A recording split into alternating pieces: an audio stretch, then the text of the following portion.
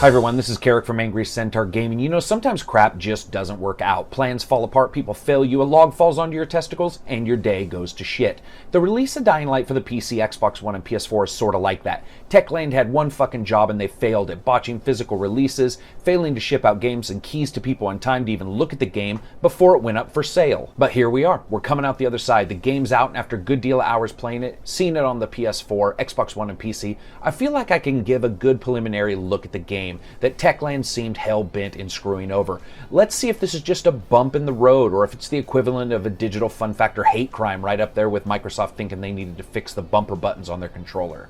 Remember, this preliminary and in-progress review is caffeinated, which means unlike the shambling enemies in the game, it comes at you fast, fancy, and free. Let's break it down a little bit. In Dying Light, you're generic Gennaro man, codenamed Crane, a man named after a slow-moving, ponderous piece of machinery that does a ton of people's work for them, and lo and behold, this carrier of packages, this deliverer of messages, this go here, go there, do everything for everyone persona plays right into his namesake. You're a double agent, you see, a man airdropped into Zombieland population who fucking knows +1, and told to uncover a plot involving the infection. In doing so, you end up working undercover for the local resistance group because, frankly, if you landed and figured it all out in like 30 minutes, that would not be much of a goddamn game.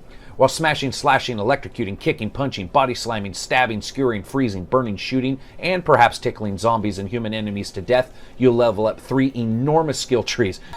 I mean, these things are hilariously enormous. I love it. The first time I saw the skill tree, I got that little feeling in my stomach wondering if I needed some graph paper and a pencil. But is the game fun? If you like Dead Island, you know sort of what to expect. A Twinkle Toes rendition of that game.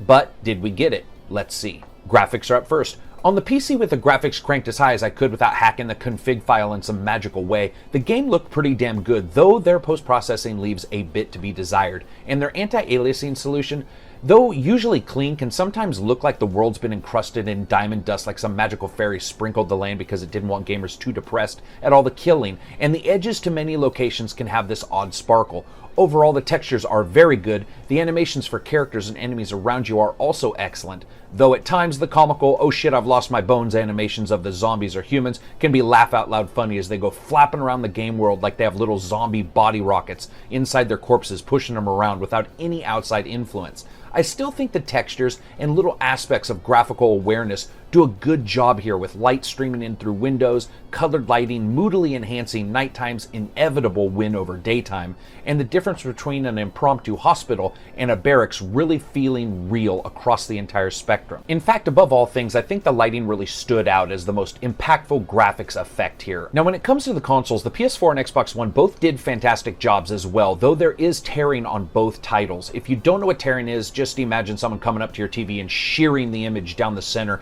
and showing you half the old picture and half the new one when you turn too quickly or action occurred too haphazardly. It could be worse, but it did show up. However, all the titles are hit by an FPS that is wildly inappropriate. The PC is hit the worst of all, with a frame rate that varies from a solid 60 in places it should, and then dropping down faster than a visitor at a browser's couch without warning when a small bit of dust or smoke hits a screen. Strangely enough, if you go to the same place, sometimes the FPS will drop again and sometimes it won't, like it's teasing you. This might be due to what appeared to be an odd percentage of the multi-threading not being used, as I noticed that the game didn't seem to utilize the multi-core processor in ways that would have made any sense. Indeed, at times it dumped down into the 50% margin many times when that extra grunt could have gone into getting that frame rate back to a punching 60 frames per second from drops as low as 24. I noticed that because one of the major settings on the PC is the view distance, which is CPU bound, and that thing steals frames per second like it's collecting them. So if you have a low FPS on the PC version, check that, and also check your ambient occlusion settings. All that being said, as I played, I was consistently surprised by little touches, areas of incredible beauty, and it really drove home that the game at times looks very good and has a nice, clean feel to it that I never felt Dead Island had. However, both titles share frustrating frame rate issues. Overall, I would say the graphics are good, with tweaking possibly needed on the PC version to get past what I consider frankly fairly terrible optimizations, while the console seems to do better but has odd tearing and a lower resolution and really just never reaches the PC's high point. Sound.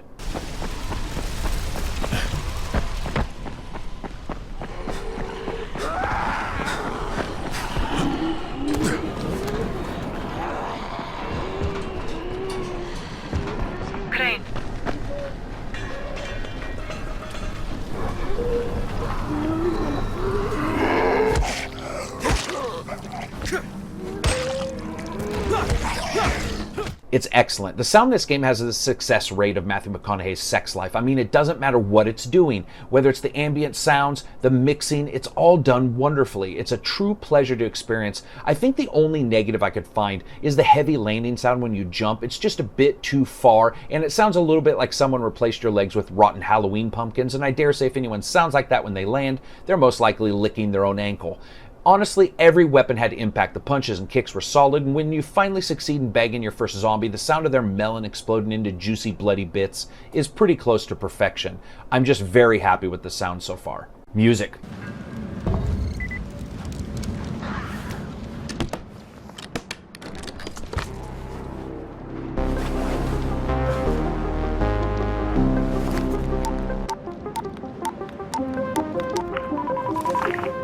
Crane here. I'm about to recover an antizin drop. I'm in love. It's funny that John Carpenter just recently released the first single of his newest music album, because the moment I heard Dying Light's theme and then the ambient tracks playing as dawn crept up over my safe house, I felt like I was in a movie. The ambient synths and weary, almost tired tones of the music do such an excellent job of solidifying the atmosphere. I loved it. Every track so far has been excellent, and though this isn't something you want to listen to as a soundtrack unless you want family members trying to put you on Paxil, it is very close to being that good. To me, that's a huge boon, and it really solidifies the atmosphere of the game. Simply put, I have loved the music so far. Voice. Leader yet. Unable to confirm identity. I'm taking steps to blend in. Acknowledged. Time is of the essence, Crane. Remember that. Yeah. You know how sometimes you turn the music up when you're humping so it doesn't sound like a crowd clapping at the end of a magic show? That is sort of what you do here. Crank the music because the voices just aren't that good. Actually, I take that back. The main character's voice is sadly not that good. It's delivered in a samey, regardless of the moment fashion, and though there are times when there's some true emotion in his speech, like a fairly depressing moment when he's ordered to do something that's really actually pretty dastardly for the most part, it's just overall passable. Some of the NPCs you see and interact with a good deal of the time are well done, and there's a very clear similarity between two characters here and two in Far Cry 4 that sent you around the forest to get killed by rhinos in that game. Here they're a bit more muted and less bombastic, but the voice actors do a good job making the world feel like things occurred before you arrive. I just wish they'd given the main actor a bit more leeway or direction on his delivery at certain moments. As a full rating, I'd say overall it's okay, with some moments of excellence here and there. Gameplay. If you haven't played Dead Island, then all you need to understand is you're a dude doing jobs for random people with side quests giving you items, unlocking locations, discovering secrets, and killing zombies, and main missions moving the quest forward while killing zombies. As you do it, you gain experience and enter the excellent and large skill upgrade section and go about outfitting your character in a playstyle you like. And speaking of outfitting, you can even change gear in safe houses and have a personal storage that follows you from safe house to safe house. Some of the skills you can get augment your weapons, while others teach you entirely new abilities, like the skill that allows you to pick flowers and, in their words, run faster, fight longer, and see better. I could swear Joe Rogan was right in that skill description, but needless to say, none of them are useless. And in fact, there is an excellent balance here of wanting more skills than you can buy versus looking at a large list and feeling you can do without half of them, like bad parents picking their favorite kids and leaving the others to be raised by TV. Safe houses can be unlocked, and it's here where you sleep, heal up, and wait out the night. Or don't. It's up to you, because people, this game makes Dragon's Dogma nighttime look like an invite to a fucking summer camp. Nighttime is where the true zombies come out. Seething, hating, vampire things that are a mix of the vampires in Blade 2 and someone who just seems to want to hug you really bad. They are truly scary to behold, they move at a speed that is breathtaking, and they change the entire gameplay up at night. So much so that some of your skills are even augmented at night, and I can only assume that's because the developers laughed when none of the playtesters could last longer than 10 seconds without getting a skill reach around. It's insane, fun, scary, and blindingly terrifying at times, having these things chase you. If you can't trap them by tricking them into traps you have, or killing them outright, you have to get to a safe house and wait them out. It's an excellent difference from the normal zombies you face. As with Dead Island, the amount of weapons you can have is insane, starting out with pugilistic bedboard posts and moving to projectile death-dealing devices. You're always sure to find something useful, and when you find that favorite item, you can upgrade it with upgrades you've learned via blueprints and items you have collected, allowing you to add an assortment of elemental powers to weapons. Realistic? No, but fun? Hell yeah. Now, since this is all done in first person, it's important that the game feels flexible and free, and both the fighting and the movement do. Let's be honest, Dead Island at times felt like you were controlling a sack of lard and metal shavings. It never felt organic and real, but here with the added skill of parkour, or fancy walking as I like to call it, you can run, climb, slip, slide, duck, and dive around your enemies. The addition of the free running really does help, and though it's not always as native or excellent as I think the developers were hoping, overall it's good and adds a very different feel to the game here. Add to that the fact that once again, after you finish the tutorial, you can play co-op, and let's be honest, there is something inherently cool about 4 leaping Lenny Poffos jumping around the environment carrying pipes with lightning bolts coming off of them. It's awesome, it's reckless, it's borderline messy, but it is fun as hell. There's just a boatload to discover here, and that is where we get to fun factor. After 6 hours, I have to say, I had a big goddamn smile on my face. This is the kid that's funny despite their parents being sort of stupid and shit for brains, despite all the problems and worries of what was going on with the title, and despite some optimization issues, I found the game fun. Simple fun. Side quests felt worthy of my time. I found myself checking the light and time to verify that I wouldn't get caught out in the darkness. I felt useful in fights, but knew that pushing it just a bit too far would end up with a small quartet of zombies sliding around in my insides like zombies on ice. The game is just fun. The story might not be all that, but what you do get to do in each mission is enjoyable as hell. The weapons and upgrades feel fair and pretty balanced. And the large assortment of skills allowed me to create a Mr. Generic Man the way I wanted, and the multiplayer meant I could do that with 3 buddies. Fun is that contagious feeling and desire to play it again, and I have that now, and I have to say it's really nice to feel that, despite the worries I had about the title before. So what does Dying Light do right? The world's interesting and at times beautiful. The nighttime is truly a different feeling game. Skills galore.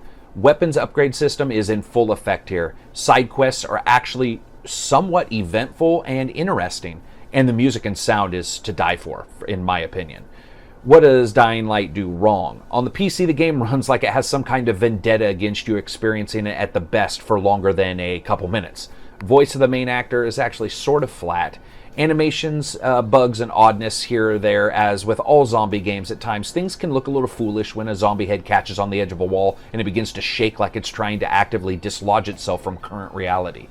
I rate games on a buy, wait for a sale, rent, or leave it out, past dust to be eaten by the speed-running zombies rating scale. At this time, having seen 6+ hours, I can say that if you liked what you heard about the gameplay, it's a buy. Listen, on the PC it needs a couple patches or some kind of magic spell to get it to realize you have more than 2 or 3 CPU cores. On the consoles it's better but comes with the same disadvantages the lesser hardware provides. However, the game itself is simply fun as hell, and not once was I frustrated or unhappy with the game, something that can't be said for many other titles. You guys know me, and you know that I go back to re-review, and this title's obviously no different. And as I continue to play it today, tomorrow, and the next day, I'll update it. But as of now, unless something dastardly happens, the game feels worth the money easily. If you liked the video, hit like. If you disliked it, hit dislike. Peace out.